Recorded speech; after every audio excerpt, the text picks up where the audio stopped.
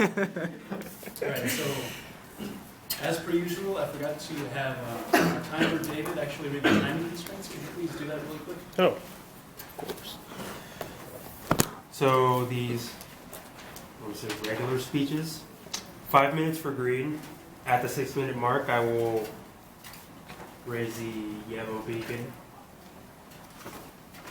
And at 7 minutes, I will raise the red card. Alright. Thanks a lot, David.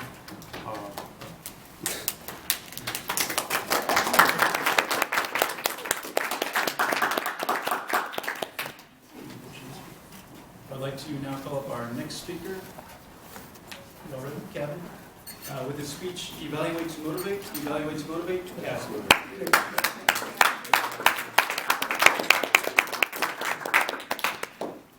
I'm not here right now. And what I mean by that is we had 4 speeches scheduled for tonight, and 3 of them canceled, and luckily Anthony still showed up. So this is actually the time, normally at the top of the meeting for the educational spotlight, I put you all to sleep for about 4 minutes. So we're moving that down, and we're going to call it a speech tonight.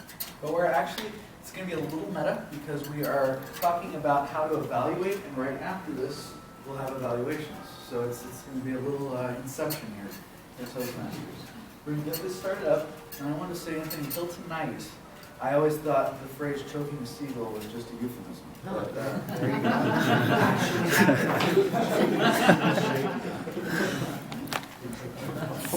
How many of you have had a chance to evaluate before?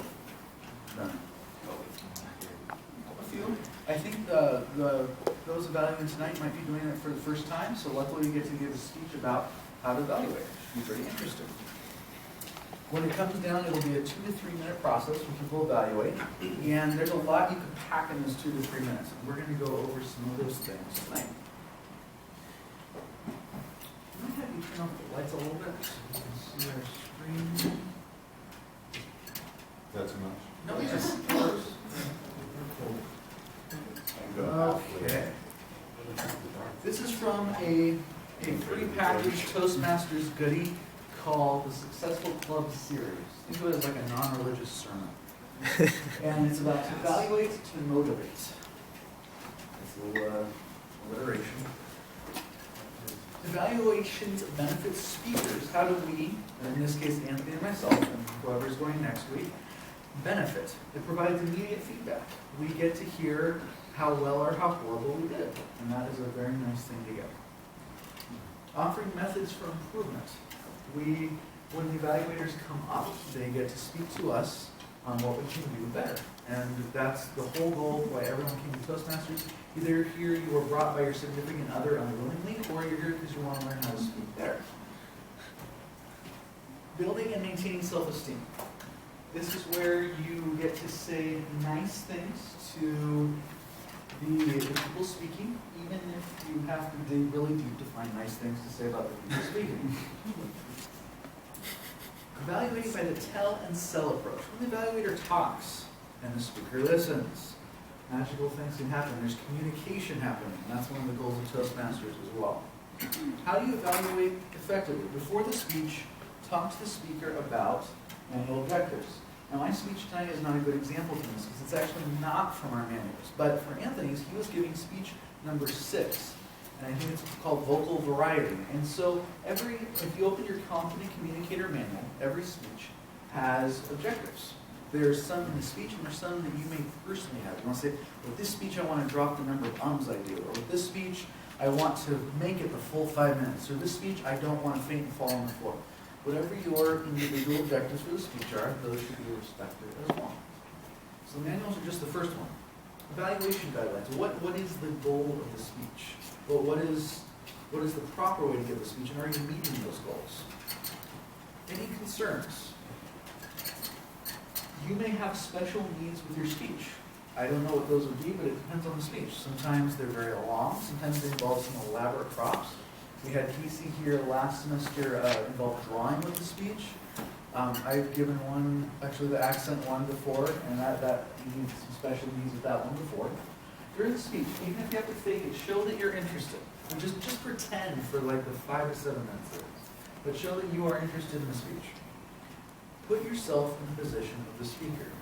This is figurative. Imagine, you don't actually push the person out of the way, but imagine that you are in that. How would you feel? What emotions would you be experiencing that the speaker is?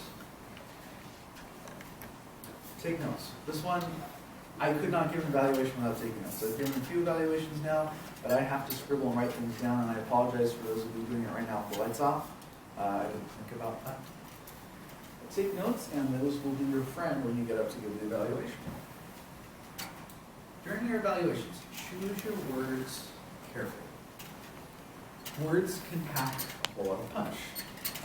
Thomas Paine, I think, said the pen is mightier than the sword. And words can uplift someone who's giving his or her very first speech and is fragile. Words can also really encourage someone who's having a rough day and needs quite a bit of recovery and convalescence. It can help them have a nice uplift, especially those comments that you write. For everyone who has one of those cards, you can evaluate the speakers and give feedback, and that can really prop somebody up in their feelings. Evaluate the speech, not the person. You may hate the speaker. I can't stand him. He's an awful person. But I pretend that I like him when he's giving a speech. And so you want to evaluate how good the speech is. And it was a great speech, no matter how much you dislike the person. But in all seriousness, you can philosophically disagree with the person speaking. They may be the political opposite of you, but you are evaluating how they do, not what's in the speech, not who they are, but how they're doing with the speech. Promote self-esteem.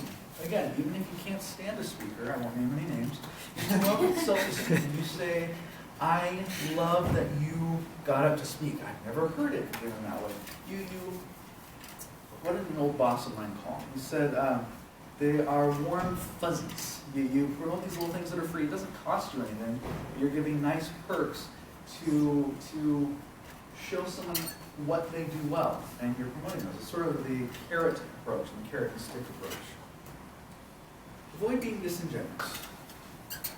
You don't want to outright lie, because there's almost 30 of us here, someone's probably going to catch you on. But you want to be as diplomatic as you can be with your evaluation. You want to be honest, you want to help them get better. That's the ultimate goal of the evaluation.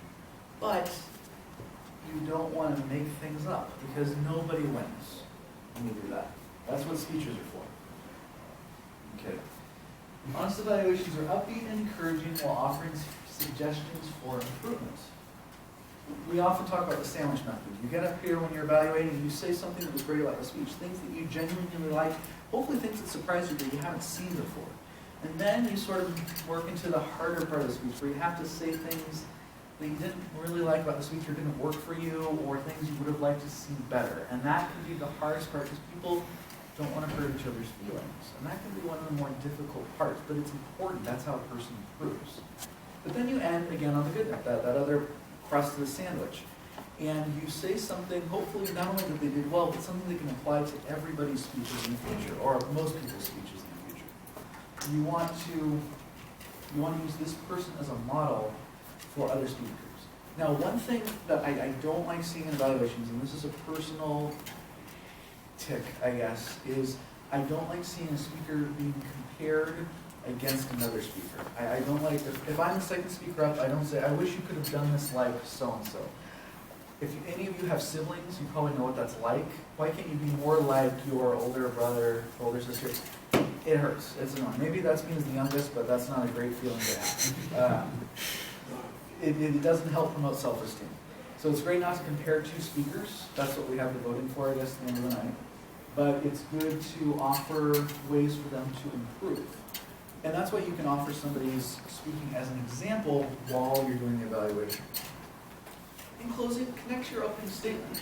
Open on a strong sort of overlying theme for your evaluation, and connect back to that. Remind us what we learned 3 minutes ago. Summarize your key points. I like your speech because I want you to improve and I think everyone would benefit from trying that. And you can summarize all the points in your evaluation. It seems like a lot in 3 minutes. When you're up here, it'll seem like an eternity when you're doing an evaluation. You can pack a lot into 2 or 3 minutes, I promise. If you can, give a personal story or example. How did the speech benefit you as the evaluator? What is it going to add to your life? This is where you can, say, massage the truth. This is where you can really stretch your imagination and see how it might benefit you in the future. Maybe you can't apply it in the next short-term span, but maybe it will come in handy one day in the future. Or if you're saying you can give yourself an example as a speech, one thing that you might have done badly. I used to curse and swear and get Tourette's during my speech, but now I'm much better. Or whatever example it happens to be, how you improved. That person's story, keep that true, whatever the person's story is. Encourage listeners to apply what they've heard and learn. Evaluations can help everybody in the room. It doesn't have to be just the speaker that went, it doesn't have to be just the evaluator, but it can help everybody in the room. A lot of people think evaluations are the most important part of the meeting. And for some, they can be the ones that you remember the most. Because that's where you're the most vulnerable, is when you're being evaluated. Hope you guys enjoyed learning about evaluations. And I hope that everyone will take an opportunity to be an evaluator. If you are a member, you can go online to our Sac State Toastmasters, toastmastersclub.org, and you can sign up to be an evaluator from next week all the way to the end of the semester. And I hope you guys give it a try. For those of you who've tried it, it's probably not as scary as it seems. And if you do need help doing that, see any of the officers, and we can help coach you towards better evaluations. Mr. Toastmaster.